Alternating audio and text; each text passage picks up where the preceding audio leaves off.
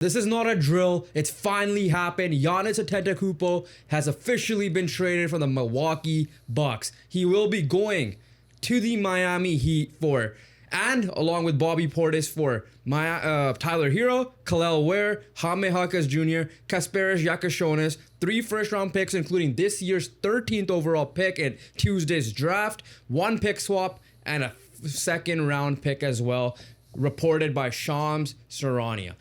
It's finally over. The saga has ended. For the last year or two, we've been hearing Giannis will be moved, like how the Dame story was a couple of years ago before he went to Milwaukee. End of an era for Milwaukee fans. Giannis is now going to South Beach. Well, I guess it was, I wouldn't say worst kept secret, but in terms of where he was going to go, but it was a worst kept secret that he was going to get traded, right? His time was up in Milwaukee. He felt like it was pretty obvious that, I'm not saying that he technically would have had one foot out the door, but from like the beginning of all this saga, which was started a few years ago when they got Damian Lillard. So, but at the same time, he was preaching that like he wanted more championships. In Milwaukee, we don't have a championship team. And it ended up being that because ever since they won the chip, Milwaukee hasn't not been the same. And because of that, that's what frustrated Giannis, and he wanted out. And eventually, even though technically there were reports saying he wanted out, he's never said he wanted out, but it just felt like it was a lot of back and forth with him. There was a lot of back and forth. Even before the dream, he's like, I don't want to leave Milwaukee, but I got to leave the Bucks. Some weird stuff like that. Yeah, like, he wanted to go join the Brewers. He wanted to change the sport, or the Packers or something. Oh, yeah, exactly. But let's talk on the Miami Heat side, because they finally, before we talk about the Bucks, they finally went out and gutted the roster for a superstar. Even there was like a slight report from one of the Miami beat writers or reports or whatever that they're not willing to gut another roster. We're like, oh, of course, because Miami always done this. Jimmy Butler's talking about like, why couldn't you guys do this before Dame or whatever? But at the end of the day, they got the biggest availability that was there. Obviously, you knew as a Raptors fan that was trying to hopefully get Giannis one day. Obviously, that was linked to Miami, Toronto, so on back then. Miami finally get their guy. But this is post Jimmy Butler.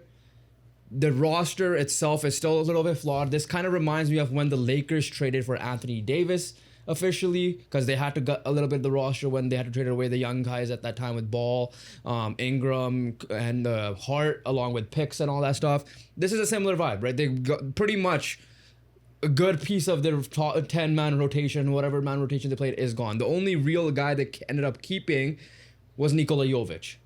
Right, out of the young guys, right? Like Kel'el Ware, solid player when he was playing for them. Obviously, Jaime Jaquez had an up and down year, but he was still a solid young wing. Tyler Hero was a 6th man of the year one time, and he can get his own bucket and all that. I'm sure. And Giannakis is another young guy they drafted who's 20 years old. So it's like, yeah, at the end of the day, Miami's, but they added Bobby Portis, but obviously I'm not saying anything. He's like anything crazy. The question also becomes, though, is Miami team contenders? Yes, you have Giannis, you have Bam. I'm going to say that they're in that mold, especially in the Eastern Conference now. And we'll be talking about the Celtics because there's going to be a lot of drama coming from there. Is this team currently constructed good enough to beat the defending champs New York Knicks? Probably not, because the depth is not there whatsoever. Their starting lineup right now, based on the depth chart according to ESPN, is Davion Mitchell, Norman Powell, Andrew Wiggins, Giannis, Bam, assuming they would re-sign Norman Powell and whatever other free agent they have. And off the bench right now is just really Bobby Portis and Nikola Jovic, which means similar to that Lakers team back when they traded for Anthony Davis, you need to go get depth. That's what's going to happen. At the end of the day, defensively, this is a monster duo between Bam and Giannis, right? Giannis can guard 1 to 5. Bam is obviously shown he's a good one. Even he could somewhat guard 1 to 5 as well. And if they do keep Davion Mitchell as a starting point guard, obviously they'll hope to upgrade some stuff. He's obviously a really good perimeter guard defender. Andrew Wiggins, when he's locked in, is a solid defender as well.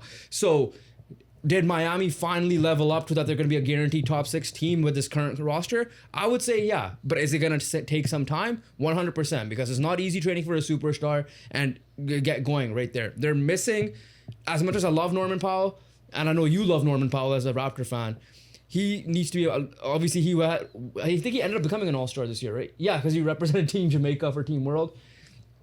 You would want a little bit better of a shot creator, shot maker. Well, it depends on how much of a level he could. Like, he's upgraded his game over these last couple of years. Like, what Norman Powell has done to himself and his career these last couple of seasons, has proven that this guy is a proper basketball player. Now, obviously, now you're looking at offensively that this guy needs to be the second option. That's obviously, in my opinion, too big of a jump for him.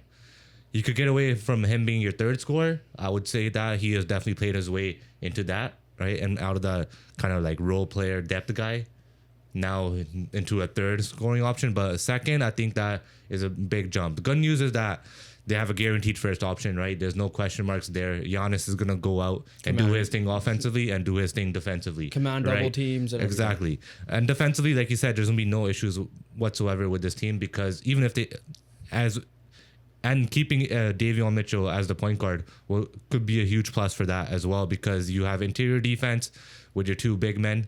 You have perimeter defense. Andrew Wiggins has grown to be a good defender as well. Davion Mitchell, that's his prime archetype as a player. And then obviously, like you said, Giannis can guard anyone in this league. Yeah, the thing with Giannis and Bam, yeah, you have concerns a little bit of the spacing. At the end of the day, Bam can hit the 3-point shot, but it's not as consistent, and we know what Giannis is in that sense at the end of the day. But okay, last thing about the Heat before we talk about the Bucks side of things here.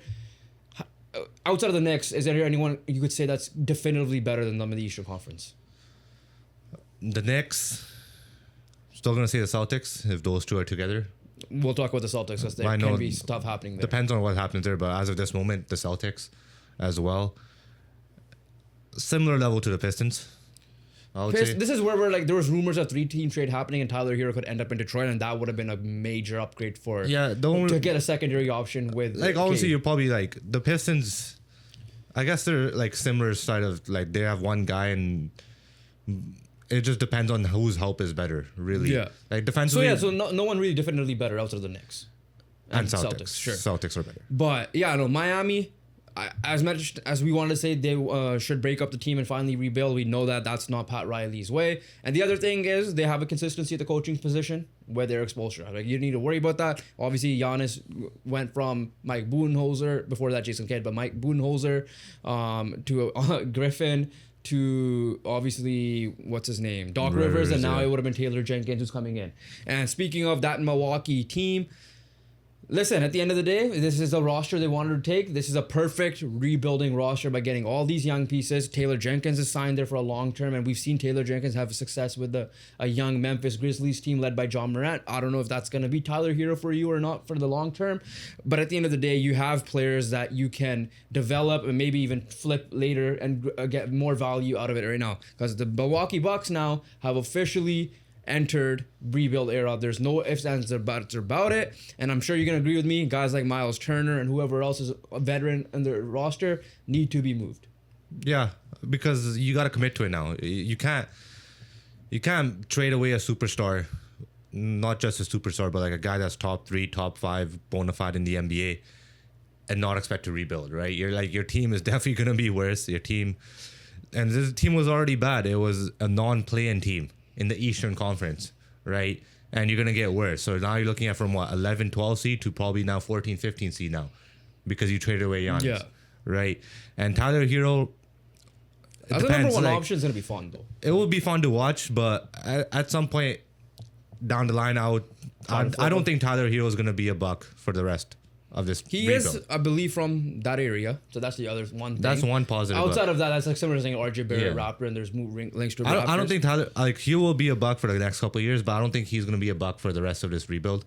I think he would want out, and also he's 26. He'll be 27 in January. Exactly, so, his whole prime is going to be a rebuild. So like, I won't be surprised. But it's a perfect place to get his value up even higher, and then maybe a team like Detroit and whoever can get him. And I know this is looking too far into the future, but yeah, in a couple of seasons, I would definitely be looking to flip him, just because, one, a guy in his prime, and especially if you're in that rebuild spot, depends on how quick you do it, because you don't know if you could like hit on these picks right away and they develop. You might win a lottery and get like a Cooper Flake last year, Wemby the year before. Exactly, stuff like right.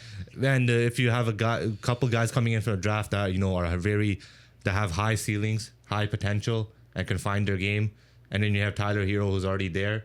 Then you have and you are able to form a trio in this next couple of years, then different story. And you have the coach to develop and exactly Taylor Jenkins. But it also depends on how.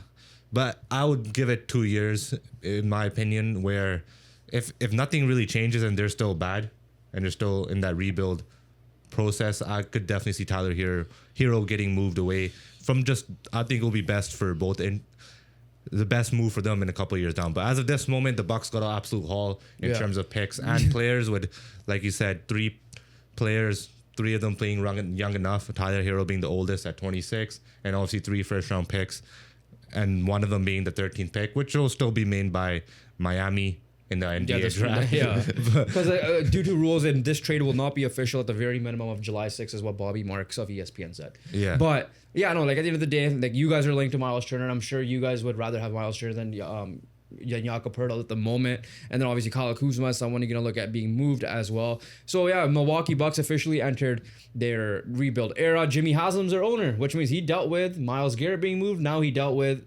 the Myles Garrett of basketball in a certain sense, and Giannis being moved. And the reason why he was a big promoter of taking this trade over the Celtics trade, and we'll talk about the transition to the Celtics in a second here, is because he does he doesn't believe Jaylen Brown might have want out as well, so he might as well take all the young guys, develop them, and if Tyler Hero either gets flipped or ends up staying for the long haul, it works out for them at the end of the day. But the Celtics, they're a big promoter in this, not necessarily out of nowhere, but we're they're trying very hard to get Giannis in this, and dangled Jaylen Brown, who was a Finals MVP for them, who was my MVP halfway point of the year, and deservedly so, kept this Celtics team afloat.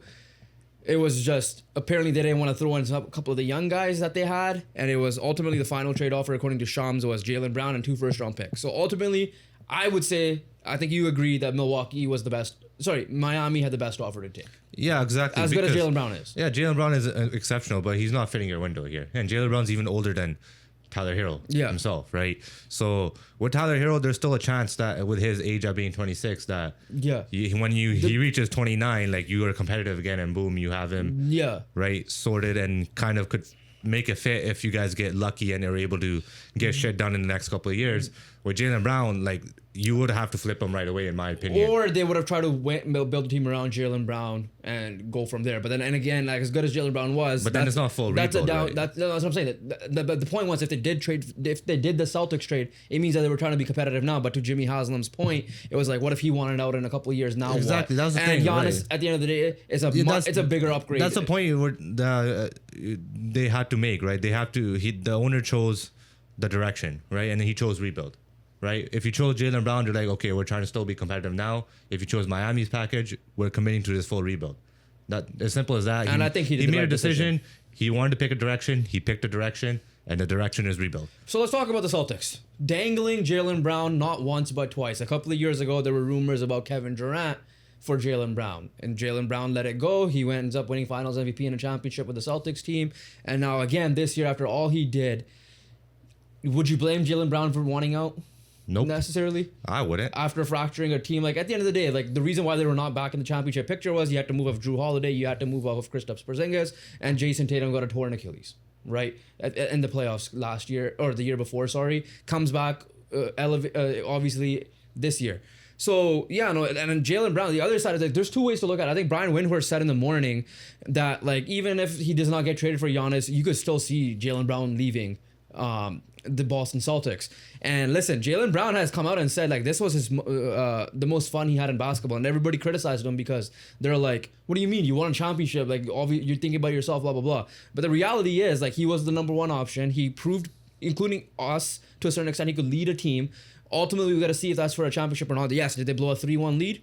Yeah, but he was still through thick and thin was able to help that Boston Celtics team out. For the longest time, they reached for him in the 3rd overall pick. Like, we don't know if this duo is going to work, but we have to keep Jason Tatum. Now they won a championship, but before that, let's see if we could trade him for Kevin Durant, sorry. And then now, it was like, even during the year, they were trying to trade for Giannis Antetokounmpo, apparently, and even now in this offseason, it's like, okay, well, we really want Giannis. Listen, if I'm the Celtics, I would have done the same thing. In a sense, because Giannis, at the end of the day, Jaylen Brown is a really good basketball player. But Giannis is top. But Giannis is in the echelon of Jokic, Luka, Shea, and them, right? Jaylen Brown's not there. He's a tier below now, right? And obviously there's some flaws that Giannis has that Jaylen Brown doesn't have in terms of shot making, right? That's the only one. But at the end of the day, Giannis is you do that, but when it fails though, you gotta find a way to fix this because you do not have a roster right now to win a championship, in my opinion. So I do slightly disagree with you earlier that you said they're better than the Miami Heat definitively. I would say similar tier. No, I would say they're better. The main reason okay if it's obviously like. We have to. I'm assuming it's Tatum and Brown, right? Yeah. Right. Derek White. They're like that. Like what does Giannis? It's only offensively. It's only Giannis. Fair. Okay. Yeah, I get it. But offensively, this Boston Celtics are superior. The reason why I think it's Heat. definitively. And defensively they could hang too because it's a Boston Celtics. But the reason why I'm saying it's not definitive is because of now this potential fractured relationship. I was just saying that in terms of Tatum and Brown being together, boom, nothing. But obviously we were leading into this point. That being said, if Jaylen Brown does want out and be like, hey, I proved I could lead my own team, and maybe he goes to Atlanta, or maybe he goes to a certain team that helps elevate them, either as a another team that has a co-star that will respect him, or he just wants to go lead his own team because at the end of the day he has a championship, he has a Finals MVP, right? The talk in Boston is still going to be, oh, Jason Tatum never won a Finals MVP, even though I think that's bogus. At the end of the day, like we all know, it's a team sport. At the end of the day, so only one person was going to win a Finals MVP, and at that time, it was Jaylen Brown's award to lose. But ultimately, what do you think predict for the Celtics? Do you see, like, listen, we're recording this on a Monday night, right? The draft, by the time this comes out, it should be the draft will happen later on. Do you see a world now where this Celtics team is going to break up the duo and Jaylen Brown wants out and wants to have his own team? Yeah, it obviously depends on how Jaylen Brown takes it, right? That's obviously the main thing. And him wanting out, you could see it, right? Like, look, this guy's been overlooked his whole entire career, right? Then wins Finals MVP, and it still gets overlooked because I believe he didn't even make the USA roster in that summer, right? So on top of that, and then you come in over into this season, already projected a lottery team this year. Yeah, you come into this season, you're being overlooked by us because we had you guys missing the playoff spots in general and potentially the play-in spot too, depending on how everyone projected them to be. We're like, okay, it's this guy, and that wasn't. From when I said it, I was like, that wasn't necessarily on him, but like he had to elevate his game.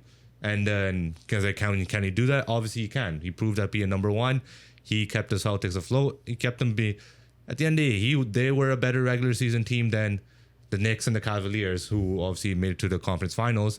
But that just shows you something because the Knicks and Cavs coming into this season were the clear favorites coming out of the Eastern Conference and potentially winning a championship. So out of all of those things, you're like, okay, still. Again, from the outside looking in, you get it. It's Giannis. You will do anything to get Giannis, right? Like at the end of the day, anyone on that team, you would dangle, even Tatum for Giannis, right? Because he's Giannis. Yeah. But for like you're looking at it from Jaylen Brown's perspective in this situation, you're like, okay, yeah, this guy's did nothing but bleed green his whole entire career, and there's been multiple occasions where they have disrespected him in terms of putting his name out there and trying to get rid of him or trying to break up the duo. And every time they do break up the duo, it's always his name coming out and not Jason Tatum's, right? Yeah. Who's coming off an Achilles injury himself. So at the same, now when you're looking at it, in Jaylen Brown, you're like, okay, I know I could do shit on my own, so why not? Or like, even at the end of the day, like even if it's not even that, like shit on my own and go to a team where you could lead.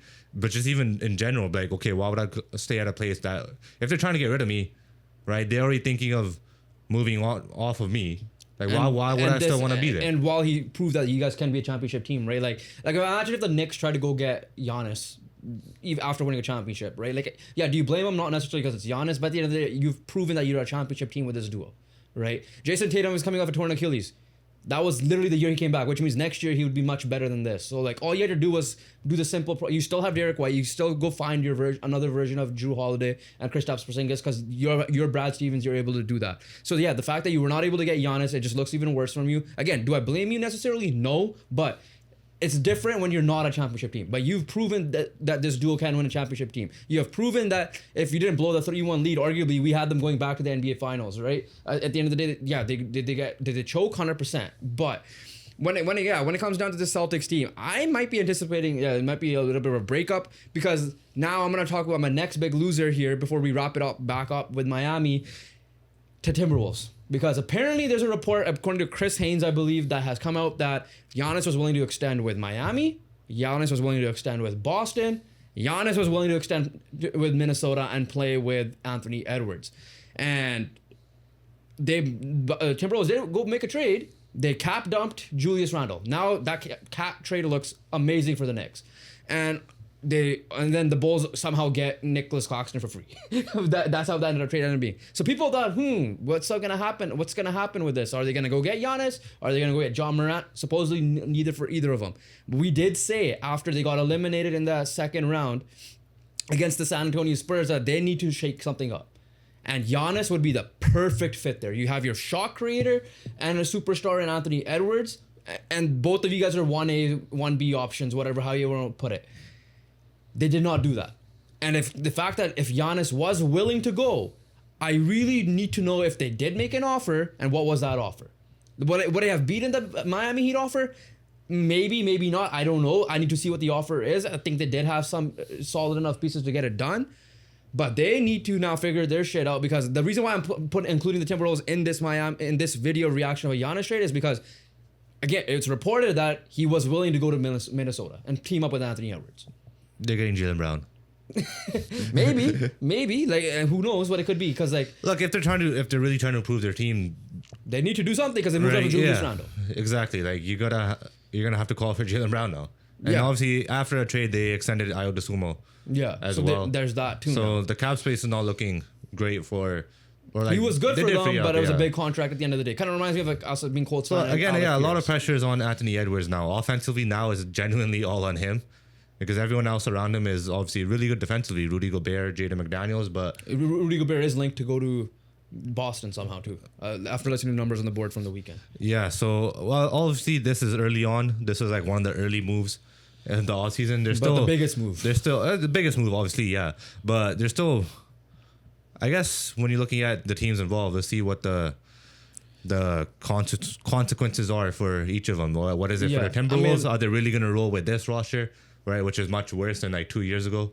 And then to even extend it. And then at the same time, is it going to fracture the Celtics duo as well? To extend it even more, the Golden State Warriors were in on this because they need to try to do a win now move as well. And whatever, the Lakers to a certain extent, and see how it ends up happening overall. But to go back to it, I'm not gonna get you to predict if this guy's gonna be moved. But to wrap it all up, Miami get their superstar, and I just saw a tweet that the Heat will still have their own picks in 28 and 29 to trade. And Nikola Jovic is still there as well, so there should not be done at the end of the day to upgrade this roster. And if they do make a move for Giannis, they'd be stupid not to improve this roster. They definitely do got to work on this. Whether it be trade or free agency. Look, they did the big step, but it's not over for the Heat. And right now, and I get it, they get Giannis, but I'm not convinced of them being a contender yet, in my opinion. Fair, because at the end of the day, I know you're tired of saying, "Oh, they got a superstar, easy contender." Like at the end of the day, we've been proven wrong. I fell for that trap so many times. So many times, right? At the end of the day, but at least that when they did gut the roster, it was for the biggest